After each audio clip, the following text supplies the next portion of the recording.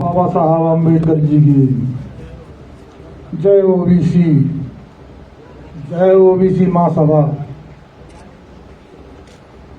अब धीरे धीरे थोड़ा सा दिमाग आने लगा मेरे, पहले क्या दिमाग नहीं आ पाता था, अब धीरे धीरे मैं सीखने लगा क्या करना चाहिए क्या नहीं करना चाहिए। आज हमारे पत्रकार बंधु, इसमें कई तो ऐसे हैं, बहुत से तो सबको मैं जानता हूँ, नाम तो खैर लूंगा तो बहुत समय लग जाएगा, परिचित है सारी, तो सारे लोग मुझसे वाकिफ हैं और मैं पत्रकारों से वाकिफ हूँ। तो मैं आज पत्रकारों को कुछ चीज बताना चाहता हूँ कि 14 तारीख को सागर में एक बच्ची के साथ घटना हुई। लोधी परिवार से वो बच्ची थी, 11 साल की बच्ची थी। उसके घर पर एक अरुण मिश्रा जी बैठने जाते थे, उठने जाते थे, बैठने उठने, और उसी घर में उनने गलत नीयत डाल दी। उस लड़की को अगवा किया, रेप किया और मार दिया। पूरे लोधी परिवार से सारे लोग न्याय मांगने गए, तो न्याय में क्या मिला?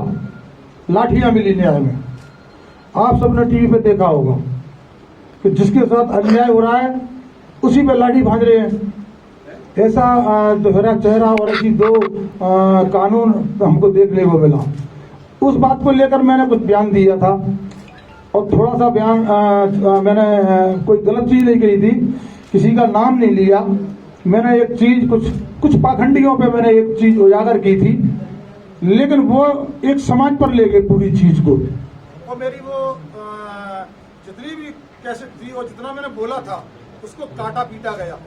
हेलो हेलो, जेल के अंदर कुछ महात्मा बंद हैं, काहे में बंद हैं वो आप सबको मालूम है। मैंने उनके बारे में बोल के ये स्टार्ट किया था, और आपने वो काट पीट के नहीं, और उसको बना के नहीं, और पेश कर दिया। जब पेश कर दिया तो बहुत ऊधम होना शुरू हो गया। मैंने देखा ये ऊधम शुरू हो गया है, ये दो समाज हैं आपस में खूनी संघर्षों तक उतर आई थी। एक दूसरे को व्हाट्सएप तक गालियां देना, एक दूसरे को जान से मारने की धमकी देना। मैंने कहा ये बहुत बुरा हो जाएगा अगर दो समाजें आपस में खूनी स्तर पर आ जाएंगी और लड़ाई स्तर पर आ जाएंगी, तो बहुत बुरा हो जाएगा। तो माननीय उमा भारती जी ने मुझसे कहा कि तुरंत आइए, और बीडी शर्मा जी ने कहा भोपाल आइए। मैं भोपाल गया, मैंने उनसे सलाह मशवरा किया, उनने समझाया। तो मैंने सार्वजनिक तौर पर मैंने माफी मांगी।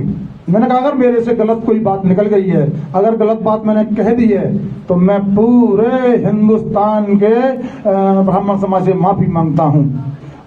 अगर कोई व्यक्ति से गलती हो जाए और वो माफी मांग ले, तो क्या फिर हम कोई ऐसा है हिंदुस्तान में जो उसको दंडित करेगा? नहीं करेगा, माफ कर देगा। क्योंकि ब्राह्मण समाज बहुत बड़े दिल का होता है। हर समाजों में लोग अच्छे होते हैं और हर समाजों में लोग बुरे होते हैं, ऐसा नहीं होता है। कौन सी समाज है जिसमें बुरे नहीं है और कौन सी समाज है जिसमें अच्छे नहीं है? तो मैंने सोचा मुझे माफ कर देंगे। माफ तो नहीं किया, मुझे पार्टी से निष्कासित कर दिया। इनाम में मुझे ये इनाम मिली, माफी मांगने की, निष्कासित कर दिया। एक बाबा महाराज जी थे, गद्दी पर बैठते थे, कोई कथा कथिक महाराज बताते हैं उनको कि ये कथा कथिक महाराज हैं। उनने मंच से सीधे सीधे चाहे जिसकी ठठरी बांध देते हैं, वो तो जिसकी चाहे उसकी ठठरी बांध देते हैं।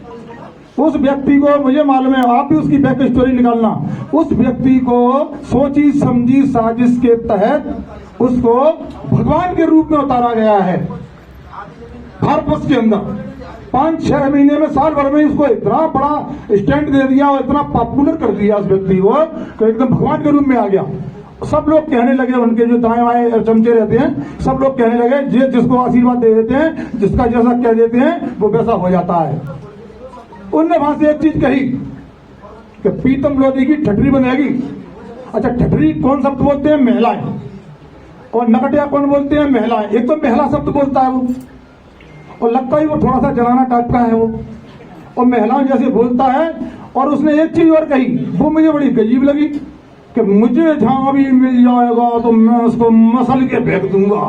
आपने देखा होगा, और फिर येड़े जैसी ताली बजाता है, इतना कह गए। अच्छा, कोई प्रीतम लोधी कोई अंगूर का दाना थोड़ी है तो तू पसंद देगा? कि कोई अंगूर का दाना हूं मैं, क्या मूंगफली हूं शनि पुरानी, सो पसंद देगा भैया? अच्छा, तुम ही लोग बताइए, और जो कि बाई चांस में है, कहीं मेरे को मिल गया ये किसी जगह पे अकेले मिल गया तो तुम जानते हो क्या होगा? आप लोग जानते हो कि ये पजामा बिगाड़ लेगा, सुसु कर लेगा, ये जो आज सत्य है ये बात सामने देख के। लेकिन ऐसे लोग, उनने एक चीज और इतनी गलत बोली अपने समाज के प्रति, बोला मेरे समाज के लोग अगर इसको मार देंगे और नहीं मार पाए तो चूड़ियां पहन के घरों पे बैठ जाना। बता कितना बड़ा शब्द है ये। तुम्हारे हजारों फॉलोवर हैं, अब किसी फॉलोवर ने दिमाग पर रख ली बात, अब उसको भगवान तो मानते हैं सिर्फ कि भगवान ने आदेश दिया हमको, हम प्रीतम लोधी को मार दें। अब किसी ने वैसे मार दिया तो मैंने शासन से बोला, मैं शासन प्रशासन से साहब को आवेदन दिए, मैंने कि मेरी सुरक्षा बढ़ाई जाए और मेरे को सुरक्षा दी जाए। तो अभी तक कोई सुरक्षा नहीं मिली मुझे। एक महाराज और थे बिंद्रावन के लिए झूठ बोलते हैं वो कई यहीं के हैं नरवर के, जो उससे मेरी ऑडियो पे बातचीत हुई, वो बार बार मुझे तंग कर रहे थे, बार बार कह रहे थे आपने गलत बोला, ये बोला। मैंने कि नहीं मैंने ऐसे नहीं बोला, मेरा काट पीट के बनाया गया, नहीं मानने थे वो भी लगे अपनी बातें देने। उनने क्या लिखकर भेजा है आप लोगों को बताऊंगा मैं। उसने एक पोस्ट डाली है, अभी कुछ दिनों बाद श्राद्ध आने वाले हैं, बोला प्रीतम लोधी का मुझे इसी साल श्राद्ध चाहिए और इसका श्राद्ध होना चाहिए। बताइए कितनी बड़ी बात बोल रहे हैं। हमारा प्रशासन कान में उंगली दबा के बैठा हुआ है और मैंने 2 शब्द बोल दिए, मेरे पे केस लगा दिया। अगर वो बच्ची का अपहरण हुआ, बलात्कार हुआ और हत्या हुई, उनके घर वालों को लट्ठों से मारा। तो मेरे भाइयों, हम न्याय मांगने जा रहे हैं, हमें न्याय क्यों नहीं मिल रहा है? हम भी भारत के वर्ष के हम नागरिक हैं, हम कोई पाकिस्तान के थोड़ी हैं। और हमने भारतवर्ष के रह गई, हमने यहाँ हिंदुओं की काम किया। मेरी तो 3 समाज की 3 पीढ़ियां निकल गई भारतीय जनता पार्टी में। जब जनसंघ बनी थी तो मेरे पिताजी ने जनसंघ बनते स्टार्ट किया था। मेरे पिताजी ने जमीन से रगड़कर पूरी जीवन जनसंघ को दिया, पूरा जीवन जनता पार्टी को दिया और पूरा जीवन भारतीय जनता पार्टी को दिया। 3 पार्टी बदली और हमारी 3 पीढ़ियां इसमें खप गई। हमने, आपको पता होगा और सबने देखा होगा, ग्वालियर में हमने जमीन से रगड़ कर काम किया था हम लोगों ने। हमको का इनाम कैसा मिला? और आज तक ऐसा आपने परिवार नहीं देखा होगा कि भारतीय जनता पार्टी में न तो पिताजी को, न मेरे को, न बच्चों को, किसी को आज तक मंडल तक का पद नहीं दिया। क्यों? अगर काश कहीं मैं भी ऊंची बिरादरी का होता तो मैं पदों से नवाया जाता। भूल से मैं पिछड़े वर्ग का हूं। अब आप पिछड़े वर्ग का बनाते हैं तो पिछड़े वर्ग का राज्य करेगा। ऐसी मैंने स्थिति देखी है। मैंने एक मंडल अध्यक्ष बना दिया था पिछोर के अंदर, तय करके बना लिया था। हरिजन समाज का था, जाटव समाज का था, और जाटव समाज का मैंने बना लिया। और उसने ऊपर से इतना दबाव आया, वो इस जाटव के नीचे हम काम करेंगे, तुमने क्यों बनवा दिया? अरे मेरे की वो भी इंसान है, जाटव आदमी नहीं होते। इसीलिए मैंने फैसला लिया है। हमने लोगों को बहुत सेवाएं की और मैंने जानता हूं कि हमारे दर पीढ़ी हजारों साल से हम लोगों ने इतनी सेवा की। हमने ब्राह्मण समाज को घर में जब बुलाते थे तो लीप पोत कर अच्छी जगह डालते थे, अच्छा खिलाते थे, देसी घी से खिलाते थे। चाहे हम अपने बच्चों को नॉन से, सूखी रोटी चटनी से खिलाएं, लेकिन उनको हम अच्छा भोजन कराते थे, दक्षिणा भी देते थे, पैर भी पड़ते थे, सेवा भी करते थे। इसका हमको आशीर्वाद ये मिला।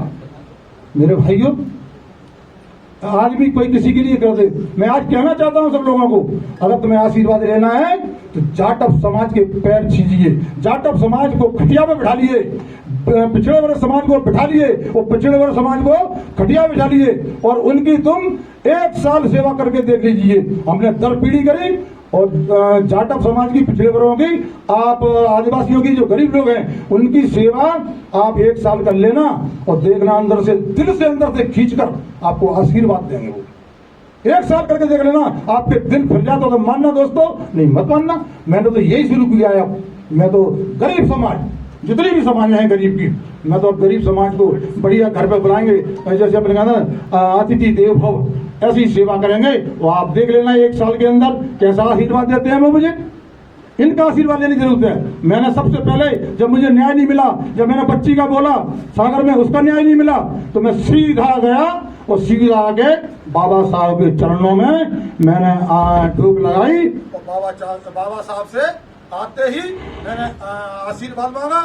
तो बाबा साहब, आपने जो हिंदुस्तान का संविधान बनाया है, आपने हिंदुस्तान का संविधान बनाया है, तो आपका संविधान की धज्जियां उड़ाई जा रही। आपके संविधान को नहीं मान रहे। एक आदमी कृत्य कर रहे हैं और कृत्य कर कर उस पर केस नहीं लगाए जा रहे हैं, जेल नहीं भेजा जा रहा है। वो हम आराम से बोल रहे हैं, सीधे बोल रहे हैं, शब्दों में बोल रहे हैं। वो हम पर एक जगह नहीं, मेरे पे तो 20 जगह FIR हुई है, 20 जगह। ये क्या कौन से कानून में रखा भैया, एक ही धारा में पीछे के आपको FIR करने का, और उनका अभी एक भी जगह नहीं कटा।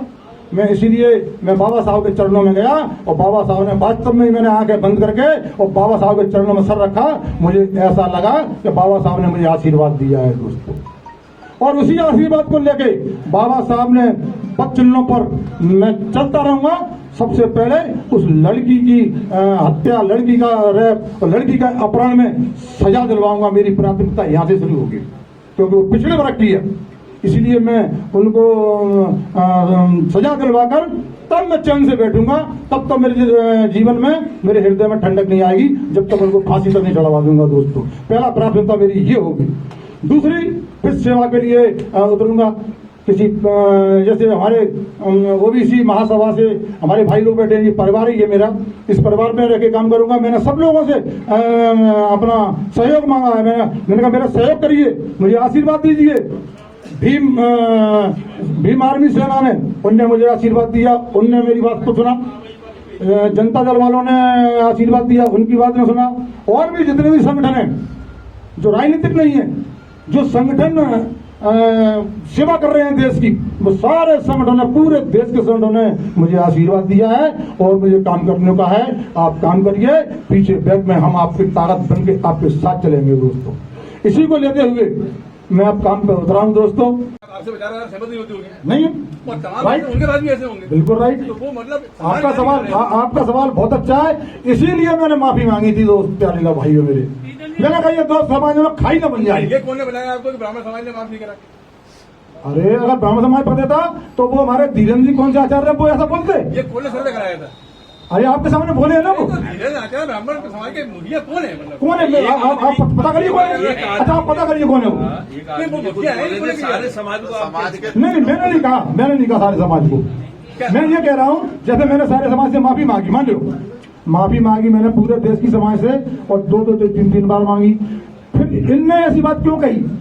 इनने तो ये कहना था माफ पीतम ने अगर माफी मांग लिया है, हमने क्षमा किया। जाओ, आप तो ये देखो कि आपके सर्किल में ब्राह्मण भी बहुत सारे हैं, आप उनसे पता कर लेना कि वो मुखिया मानते हैं धीरेन्द्र शास्त्री को। अरे भैया मैं तो ये कह रहा हूँ वो 50% ब्राह्मण मेरे साथ है बुजुर्ग में। तो मैं फिर आपको लाने वाले कौन है?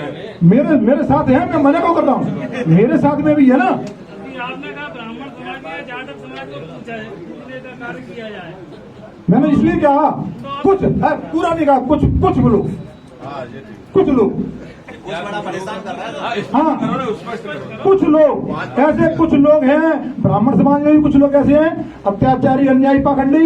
हमारे ऐसा नहीं, लोधी समाज में भी कुछ लोग ऐसे हैं अत्याचारी, पाखंडी और अपराधी। हमारे समाज में भी नहीं, समाज में नहीं। बना रहे हो तो आरक्षण भी खत्म करने की मांग कर रहे हो। आरक्षण खत्म करने की नहीं मांग कर रहे। मैं तो और पिछड़े वर्ग के लिए आरक्षण पर उतरूंगा। ब्राह्मण समाज को खत्म कर दो। क्यों कर दो भाई ब्राह्मण समाज को? हमारे कितने कालों से हम पूछते आ रहे हैं, क्यों खत्म कर दो भैया? खत्म ही होगा। नहीं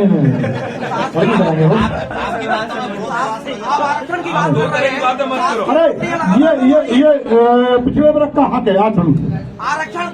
सरकारी नौकरियां खत्म हो रही हैं, आरक्षण कहाँ, किसके लिए मांगे? जाटव समाज जैसे और समाजों के लिए आरक्षण है? ऐसे ये आरक्षण मांग रहे हैं, या फिर सरकार एक ही चीज कर दे तो पूरा आरक्षण खत्म करके, या तो वही कर दे प्राथमिकता के आधार पर कर दे। कई जगह है, ऐसा नहीं है। अब मेरी बात सुनिए, अब महाराष्ट्र में पिछले वर्ग को आरक्षण मिल रहा है और मध्य प्रदेश में आरक्षण नहीं मिल रहा है। नहीं, सरकारी नौकरियां नहीं बची है तो आरक्षण किस बात का मांगे? मैं ये तो फिर ब्राह्मण समाज का गई। गरीब ब्राह्मणों की सेवा करोगे ना? करेंगे, बिल्कुल करेंगे।